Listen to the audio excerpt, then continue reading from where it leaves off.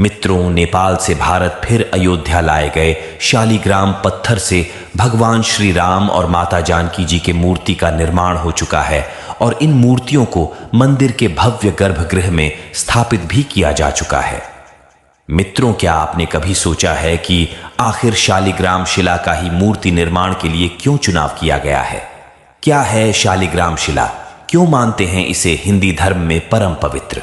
पर मित्रों, इससे पहले आपसे निवेदन है कि हमारे चैनल द डिवाइन हिंदू को लाइक कीजिए, शेयर कीजिए और सब्सक्राइब कीजिए। शालिग्राम एक प्रकार का जीवाश्म पत्थर है। धार्मिक आधार पर इसका प्रयोग परमेश्वर के प्रतिनिधि के रूप में भगवान का आह्वान करने के लिए किया जाता है। शालिग्राम शिला मूल रूप से नेपाल में स्थित दामोदर कुंड से निकलने वाली काली गंडकी नदी से प्राप्त किया जाता है, इसलिए शालिग्राम को गंडकी नंदन भी कहते हैं। वैष्णव संप्रदाय पवित्र नदी गंडकी में पाए जाने वाले इस गोलाकार, आमतौर पर काले रंग के शालिग्राम को विष्णु के प्रतिनिधि के रूप में पूजते हैं। इसे वैज्ञानिक रूप से एमोनॉइड जीवाश्म कहा जाता है। शालिग्राम भगवान विष्णु का प्रसिद्ध नाम है, जो इन्हें देवी वृंदा के शाप के बाद मिला है। सनातन धर्म में शालिग्राम को सालग्राम के रूप में भी जाना जाता है। शालिग्राम का संबंध सालग्राम नामक गांव से भी है। यह गांव नेपाल में गंडकी नामक नदी के किनारे पर स्थित है। शालिग्राम लगभग 33 प्रकार के होते हैं, जिनमें से 24 प्रकार के शालिग्राम को भगवान विष्णु के 24 अवतारों से संबंधित माना जाता है। मान्यता है कि ये सभी 24 शालिग्राम वर्ष की 24 एकादशी व्रत से संबंधित हैं। पद्म पुराण के अनुसार गंडकी अर्थात नारायणी नदी के एक प्रदेश में शालिग्राम स्थल नाम का एक महत्वपूर्ण स्थान है। वहां से निकलने वाले पत्थर को शालिग्राम कहते हैं। शालिग्राम शिला के स्पर्श मात्र से करोड़ों जन्मों के पाप का नाश हो जाता है। फिर यदि उसका पूजन किया जाए तब तो उसके फल के विषय में कहना ही क्या, वह भगवान के समीप पहुंचाने वाला है। बहुत जन्मों के पुण्य से यदि कभी गोष्पद के चिन्ह से युक्त श्री कृष्ण शिला प्राप्त हो जाए तो उसी के पूजन से मनुष्य के पुनर्जन्म की समाप्ति हो जाती है। पहले शालिग्राम शिला की परीक्षा करनी चाहिए। यदि वह काली और चिकनी हो तो उत्तम है। यदि उसकी कालिमा कुछ कम हो तो वह मध्यम श्रेणी की मानी गई है, और यदि उसमें दूसरे किसी रंग का सम्मिश्रण हो तो वह मिश्रित फल प्रदान करने वाली होती है। जैसे सदा काठ के भीतर छिपी हुई आग मंथन करने से प्रकट होती है, उसी प्रकार भगवान विष्णु सर्वत्र व्याप्त होने पर भी शालिग्राम शिला में विशेष रूप से अभिव्यक्त होते हैं। जो प्रतिदिन द्वारका की शिला गोमती चक्र से युक्त 12 शालिग्राम मूर्तियों का पूजन करता है, वह वैकुंठ लोक में प्रतिष्ठित होता है। जो मनुष्य शालिग्राम शिला के भीतर गुफा का दर्शन करता है, उसके पितर तृप्त होकर कल्प के अंत तक स्वर्ग में निवास करते हैं। जहां द्वारकापुरी की शिला अर्थात गोमती चक्र रहता है, वह स्थान वैकुंठ लोक माना जाता है। वहां मृत्यु को प्राप्त हुआ मनुष्य विष्णु धाम में जाता है। जो शालग्राम शिला की कीमत लगाता है, जो बेचता है, जो विक्रय का अनुमोदन करता है तथा जो उसकी परीक्षा करके मूल्य का समर्थन करता है, वे सब नरक में पड़ते हैं। इसलिए शालिग्राम शिला और गोमती चक्र की खरीद बिक्री छोड़ देनी चाहिए।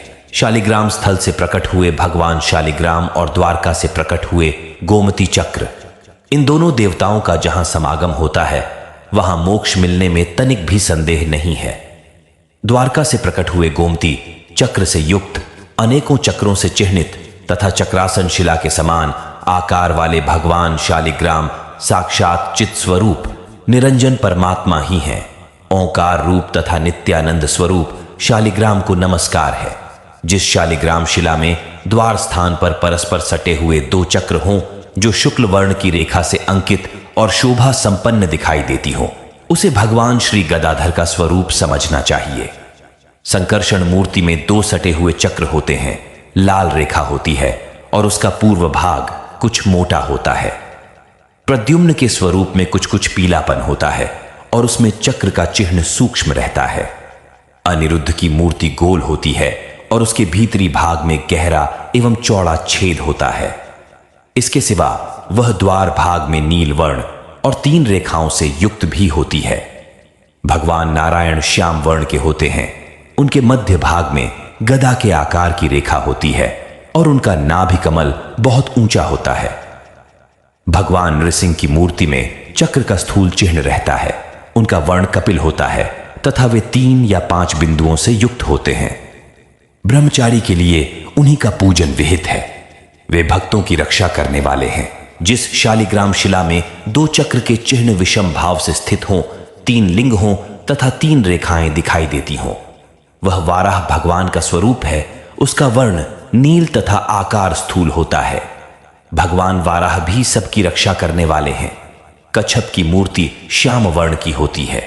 उसका आकार पानी की भंवर के समान गोल होता है। उसमें यत्र तत्र बिंदुओं के चिन्ह देखे जाते हैं तथा उसका पृष्ठभाग श्वेत रंग का होता है। श्रीधर की मूर्ति में 5 रेखाएं होती हैं।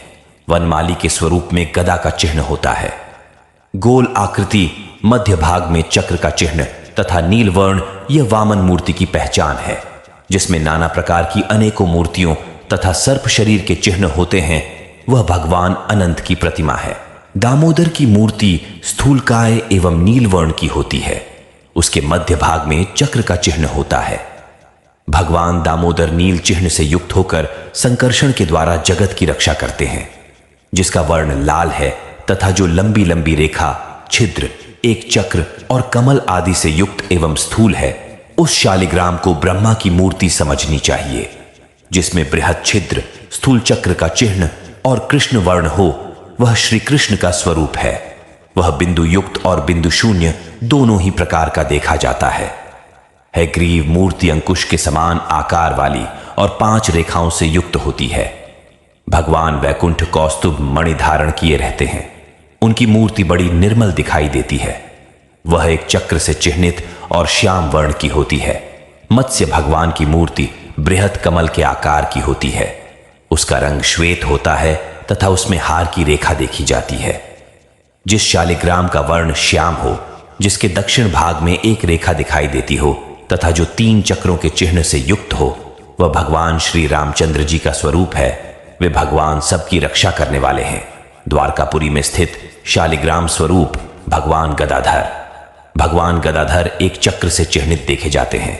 लक्ष्मी नारायण 2 चक्रों से, त्रिविक्रम 3 से, चतुर्व्यूह 4 से, वासुदेव 5 से, प्रद्युम्न 6 से, संकर्षण 7 से, पुरुषोत्तम 8 से, नवव्यूह 9 से, दशावतार 10 से, अनिरुद्ध 11 से और द्वादशात्मा 12 चक्रों से युक्त होकर जगत की रक्षा करते हैं।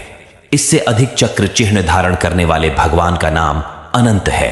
मित्रों, शालिग्राम को लेकर दी गई जानकारी यदि आपको पसंद आई हो तो कृपया हमारे चैनल को बढ़ाने में अपना सहयोग करें, ताकि इस प्रकार के और बहुत सारे वीडियो आपके लिए ला सकूं। जय श्री राम।